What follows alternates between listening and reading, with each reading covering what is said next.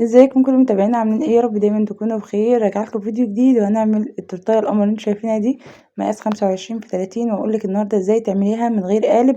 هنعملها من صاج ان شاء الله. تابع معايا الفيديو للاخر. ولو انت اول مره تشوفيني او مره تشوفي القناه بتاعتي، يا ريت تشتركي في القناه كده وتفعلي الجرس على الكل، عشان طبعا كل ما انزل فيديو جديد يوصل لك اشعار جديد مني. عايزين نعمل التورتيه القمر اللي انتوا شايفينها دي كلها كده فخامه ببعضها، من حيث طبعا الاسبونج والتزيين وارتفاع التورته وكل حاجه.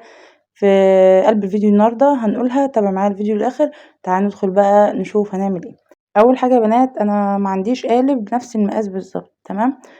عندي سيجان، التورته المستطيله بعملها من سيجان. خلاص.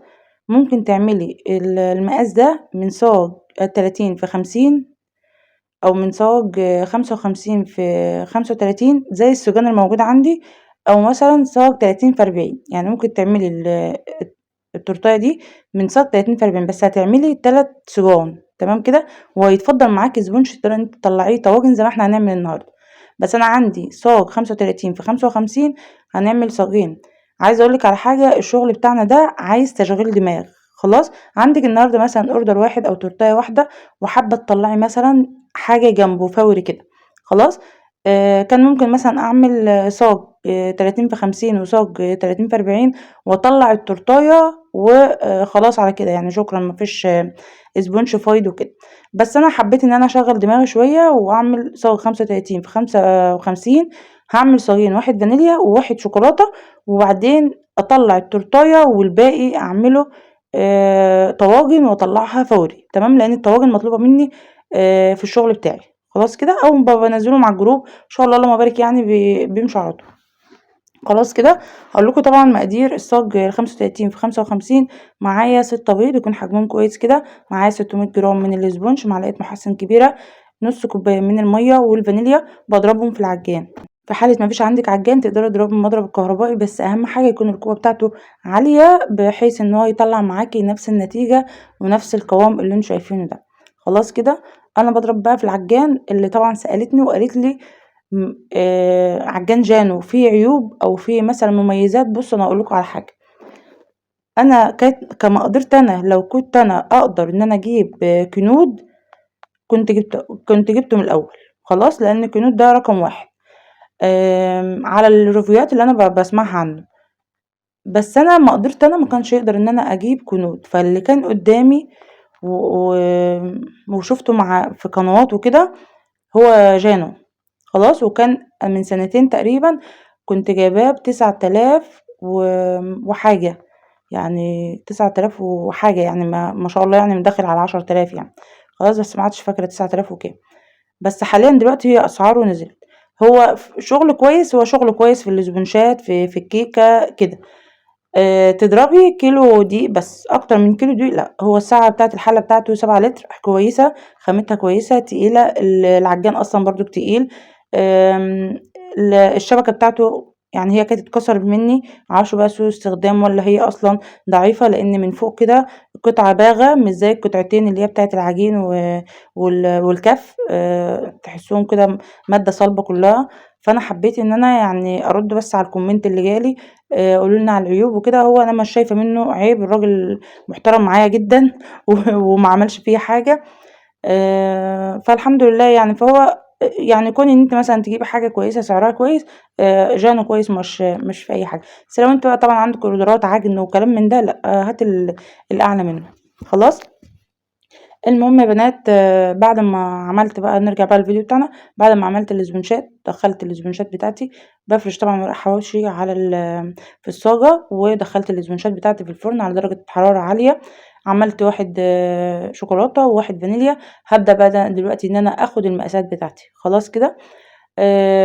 باحط طبعًا ورق حواوشي فوق الوش عشان يلم كل الوش ده، لإن الوش ده بيبقى لامم كل زفارة البيض. خلاص. حتى في الأكل يعني بيبقى مش مستحب أوي، بيبقى باين كمان في الأكل يعني.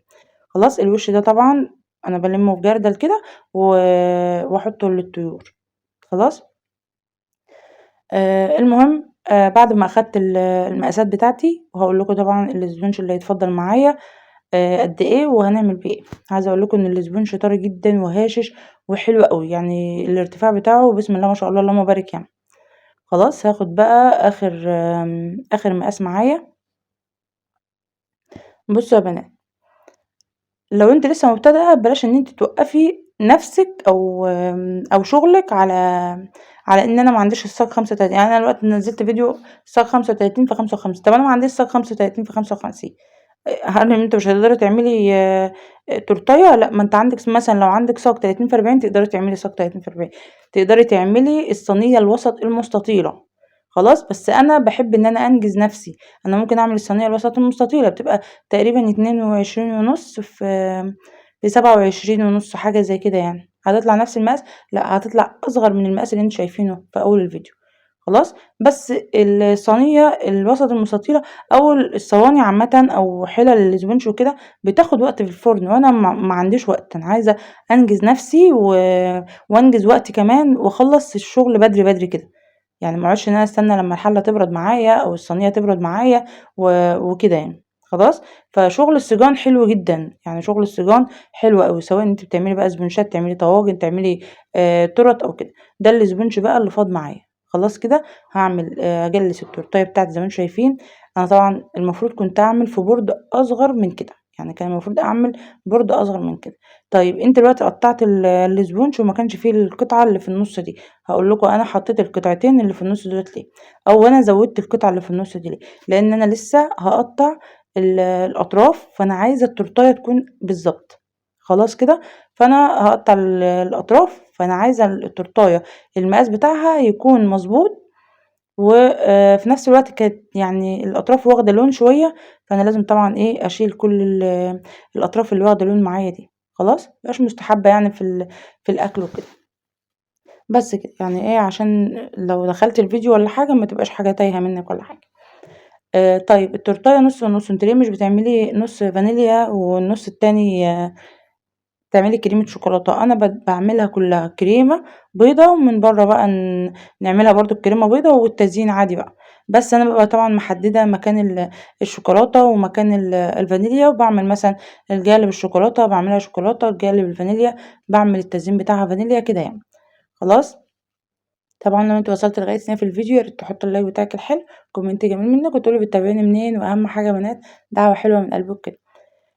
اللي كانت طبعا بتسألني وتقولي الطواجن اللي انت بتعمليها مقاسها كام في كام؟ المقاس اللي انا بستخدمه 10 في 15، 10 في 15. هي بيبقى في طواجن بتبقى الغطا منها فيها، وطواجن بيبقى بيبقى الغطا لوحده والطاجن لوحده.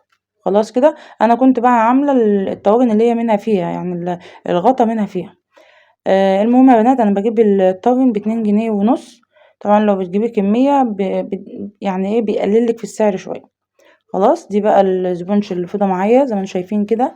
هبدا ان انا اجيب الطواجن بتاعتي واقطع الطواجن السبونج على الطواجن. انا دخلت تجلست التورتايه تجليسه يعني بسيطه كده. خلاص، ودخلتها معايا الفريزر شويه على معبي الطواجن عشان اضرب كريمه تاني قد التجليسه الاخيره، وابدا ان انا اجلس كمان او احط الكريمه في الطواجن بتاعتي. طبعا انا اللي كانت بتسالني بتقول لي هو الطواجن دي سبونج يعني صحيح ولا بيبقى مثلا ايه من كسر الكيك وكلام من ده؟ انا ما عنديش كسر كيك. الكسر الكيك اللي بيطلع مثلا عندي من الجاتو او من التورت وكده، انا بخليه لبيتي، وبيبقى كله جلوهات، وبيبقى كله كريمه وكده، وبيبقى طعمه حلو، فانا بخليه لبيتي، لكن انا ما بطلعوش بصراحه اوردرات خالص يعني. خلاص، عشان بس ايه تبقوا واخدين بالكم من الموضوع ده. اهم من الشغل طبعا تظبيط الشغل، يعني لازم تظبطي الشغل بتاعك، تطلعي الشغل بتاعك جودته عاليه، التزيين بتاعه كويس، الاسبونش بتاعك حلو كده، ده اللي بيجيب لك شغل. يعني مش ان انت مثلا تعملي اي حاجه وخلاص، لا، ده اللي بيجيب لك شغل. لازم يكون الشغل بتاعك الكواليتي بتاعته عاليه، والخامات بتاعتك تكون عاليه، بحيث ان هي تديكي برضو الطعم الكويس اللي يشد العميل ليكي، يخليكي كده يجيلك على طول شغل باستمرار يعني. فخليكي دايما مميزة في شغلك وفي أفكارك وفي كل حاجة في الشغل بتاعك، لازم تكون في يعني حاجة كده بتميزك عن بقية طبعا الشغل بتاع المحلات وكده. خلاص كده، اللي كانت طبعا بتسألني بتقولي في الكومنتات أنا عايزة شغل بالدقيق العادي. حاضر، أنا ممكن أنزل لكم إن شاء الله فيديوهات بالدقيق العادي، بس أنا غالبا يعني عشان أنا بيبقى معايا أوردرات كتير وكده وبانسى مقادير وكده، فبانسى، يعني أنا بانسى مقادير، الشغل بتاعي ما ينفعش فيه الدقيق العادي خالص، إن هو مش طعم لأ، والله العظيم أنا كنت شغالة بالدقيق العادي الأول، وكان بسم الله ما شاء الله كان حلو جدًا وطعمه وكل حاجة، وكان بيطلع معايا نفس السبونش الجاهز بالضبط، خلاص. بس أنا عشان بيبقى معايا أوردرات وساعات بابقى مستعجلة باحط المكونات كلها ببعضها، باجري ورا نفسي، عايزة أخلّص طبعًا شغل وكده، فحبيت السبونج الجاهز أكتر في التوفير في الوقت يعني. أمّا الاسبونج العادي أو الاسبونج البيتي لازم طبعًا بتعملي البيض لوحده وتحطي المحسّن وبعدين تحطي السكر وبعدين الدقيق معلقة، معلقة، وتفضلي بقى إيه يعني بياخد وقت، يعني أكتر من الاسبونج الجاهز بصراحة يعني. خلاص كده. التسوية بقى بتاعة الاسبونج عشان ناس كتير بيسألوني التسوية بتاعة الاسبونج، إحنا بنعمل نفس الخطوات بتاعتِك وبنطلّع الاسبونج هابط مننا وما بيبقاش عالي زي اللي عندِك وكده. الاسبونج يا جماعة لازم في الصاج بالذات يتحط على درجة حرارة عالية، يعني على أعلى حاجة عندِك حطي الصاج بتاعِك، خلاص كده. بيقعد معاكِ من 10 ل12 دقيقة حسب طبعًا ال يعني كُبر الصاج، يعني مثلًا الصاج لو 30 في 40 بيقعد من 7 ل8 دقايق، أكبر 40 في 60 بيقعد طبعًا من 10 ل12 دقيقة، ممكن يقعد 15 دقيقة. لازم طبعًا ياخد لون من فوق، تحسّي إن هو أخد لون من الجوانب ومن فوق، يعني بُصّوا لو حسّيتوا إنه لسه يعني حطيتِ إيدِك عليه وإيدِك طبّقت عليه من فوق اعرفي إن هو لسه ما استواش معاكِ، شغّلي الشواية يعني بُصّوا لمدة أقل من نُص دقيقة أو دقيقة بالضبط، يعني لو الشواية بتاعتِك بطيئة، ياخد بس إيه لون بسيط من فوق وخلاص. هتحسي خلاص إن هو بدأ الوش بتاعه ينشف شوية وهتطلّعيه. ما تسلّكيهوش من الجوانب، ممكن تسيبيه كده ما تسلّكيهوش من الجوانب وسيبيه لغاية ما يهدى خالص، وقشّري الوش واقلبيه على الرخامة وقشّري برضك الضهر لو واخد لون وكده. أو ممكن مثلًا تسلّكيه من الجوانب وتحطّي عليه ورق حواوشي من على الوش كده وبعدين تقلبيه على الرخامة وتسيبيه لمّا يهدى خالص. في طبعًا برضك سؤال كان جالي قال لي: "هو أنتِ الإسبونج بتاع الصاج بتشتغلي بيه على طول والّا بتسيبيه يبرد؟" لأ، أنا باقلبه مثلًا على الرخامة واسيبه مثلًا نُص ساعة، ساعة، وقت ما أنا أحب إن أنا أشتغل فيه وكده، باشتغل فيه عادي، تمام. نرجع بقى للتورتة بتاعتنا. التورتة بتاعتنا بعد ما جلستها تجليسة كويسة قسّمتها كده زي ما أنتم شايفين ما شاء الله. بُصّوا هي والله العظيم بشكل لوحة فنية كده، شكلها حلو، مش عشان شغلي، مش عشان إن أنا يعني باشكّر في نفسي ولا حاجة. لأ هي ما شاء الله بجد يعني التورتاية حلوة جدًا. وأنا عادةً يعني لمّا باكون باعمل تورتاية أو كده ما بيكونش مثلًا جاي لي design معيّن أو شكل معيّن إن أنا أعمله وكده. بُصّوا قبل ما باعمل التورتاية باقعد أفكّر في كذا حاجة كده، المهم إن أنا عايزة أطلّع الشكل يرضيني أنا قبل ما يرضي العميل يعني، تمام. يعني أنا لو التورتاية دي عاجباني وشكلها عاجبني كشكل، باحس إن هي هتعجب العميل جدًا، خلاص. لإن أنا عندي ذوق شوية في الحاجات دي. المهم إن أنا عملتها بالشكل اللي أنتم شايفينه ده، قسّمتها على 3 كده، الأطراف دي عملتها زي مثلثات كده، وعملت بمربى الحليب، عملت جناش من الشوكولاتة. إن شاء الله هاعمل لكم جناش شوكولاتة أنزّله لكم على القناة، بحيث برضك اللي حابب إن هو يعرف جناش الشوكولاتة بيتعمل إزاي، هنعمله إن شاء الله اقتصادي ويبقى يعني تقيل وحلو كده لتزيين التورت. وعملت النُص ده اللي في النُص النوتيلا بُني، طبعًا النوتيلا البُني والنوتيلا البيضا زبدة اللوتس بتخفّوا بزيت، زيت طعام يكون حلو، تمام. والمثلث التالت ده عملته نوتيلا بيضا. ابتديت بقى إن أنا أكتب الأسامي الاسم المطلوب منّي، كتبت happy birthday والحروف دي طبعًا ده مولد سيليكون، جيبيه من أي محل الخامات بتاع الحلواني عنده كل حاجة، يعني بُصّوا للقعدة، الترانش، قوالب سيليكون، كريمة بقى، اسبونشات، جيلوهات، كريسبيات، كل حاجة بتاعة التزيين أو شغل التورت وكمان القواعد والكراتين والحاجات دي. بس أنا باجيب القواعد والكراتين بتاعتي من مكان الخامات بتاعتي من مكان، تمام كده.